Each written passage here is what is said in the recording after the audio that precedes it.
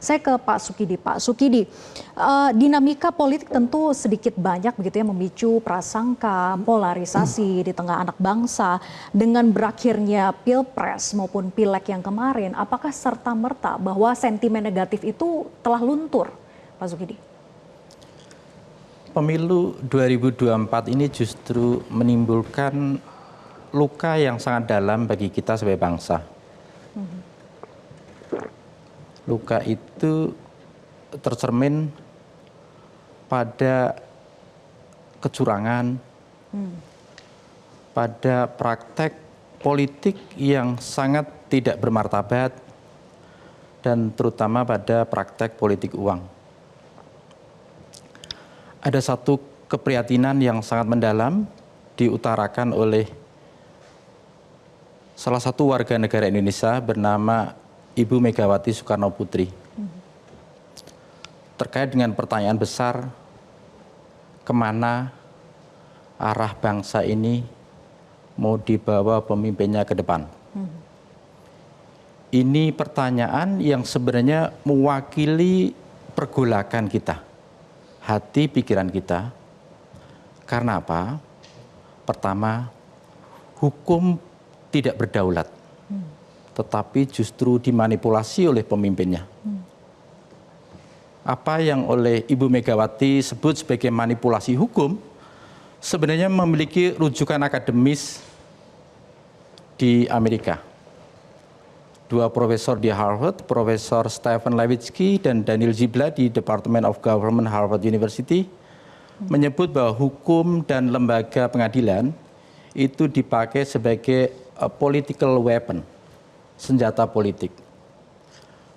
Bukan saja untuk menekan para pesaing politik, tapi juga untuk melakukan politik ketakutan dan politik intimidasi. Sehingga pemilu tidak berjalan secara adil, secara jujur, secara fair. Jadi fairness yang menjadi asas penting dalam pemilu itu tidak terselenggara dengan baik. Dan rangkaian proses menuju pemilu itu diwarnai dengan apa yang oleh Profesor Mark Tushnet di Harvard Law School sebagai constitutional hardball. Permainan konstitusional secara kasar dan agresif dengan pendekatan kekuasaan itu sendiri. Itu pertama. Yang kedua adalah pemilu 2024 menandai robohnya nilai etika dan moral bangsa. Etika diinjak-injak, kekuasaan dan ketamakan dirayakan, sehingga bangsa ini tumbuh menjadi satu bangsa tanpa jiwa. Nation without soul, satu bangsa tanpa karakter. Nation without karakter. Pertumbuhan Indonesia menjadi satu bangsa tanpa jiwa, tanpa karakter, terjadi pada pemilu ketika nepotisme menjadi satu kewajaran. Ketika nepotisme menjadi satu kenormalan baru. Sehingga rakyat tidak bisa membedakan apakah nepotisme itu suatu hal yang benar atau salah. Baik. Batas-batas antara baik dan buruk, benar dan salah menjadi blur, menjadi remang. Oke. Sehingga ini mengakibatkan kita kehilangan panduan moral untuk menilai mana yang baik dan buruk, benar dan salah. Karena apa? Karena kita menjadi permisif terhadap berbagai penyimpangan moral. Penyimpangan moral menjadi satu kebiasaan, menjadi habit, dan akhirnya menjadi satu kenormalan baru. Dan terakhir, ketiga adalah praktek abuse of power. Penyelewengan kekuasaan itu sendiri. Politik cawe-cawe itu adalah penyelewengan kekuasaan yang sangat brutal. Karena apa? Karena kata dua profesor di Harvard, Profesor Stephen Levitsky dan Daniel Ziblatt, politik cawe-cawe itu merusak norma demokrasi yang tidak tertulis, unwritten norms of demokrasi. Karena apa? Demokrasi itu menuntut bukan sekedar aturan, tapi has to be reinforced, harus diperkuat dengan apa yang disebut dengan institutional forbearance. Kesabaran institusional untuk tidak melakukan intervensi terhadap berbagai lembaga lain. Karena itu intervensi terhadap berbagai lembaga lain dalam kerangka demokrasi itu adalah satu hal yang bertentangan dengan norma demokrasi. Karena itu saya mengajak kepada seluruh rakyat Indonesia, terutama kepada kalangan terdidik, untuk menjadi apa yang kalangan akademisi sebut sebagai friends of court, para sahabat pengadilan itu sendiri.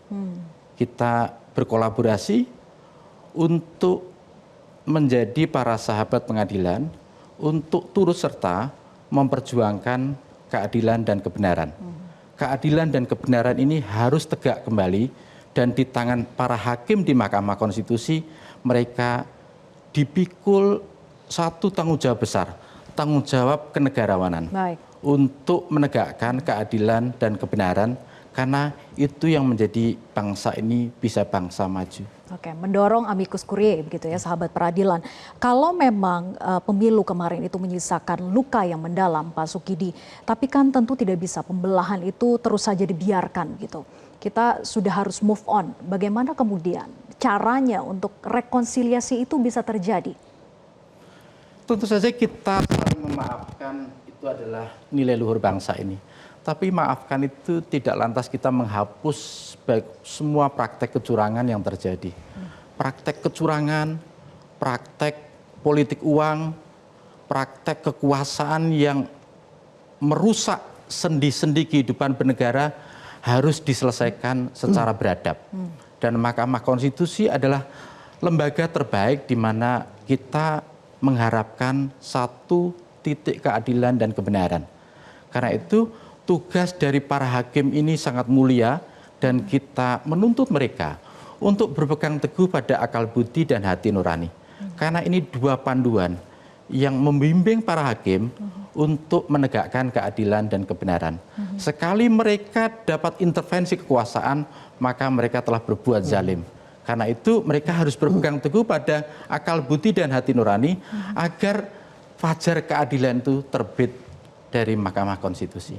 Itu menjadi harapan kita bersama begitu ya. Kita nantikan bagaimana keputusan dari Mahkamah Konstitusi soal itu.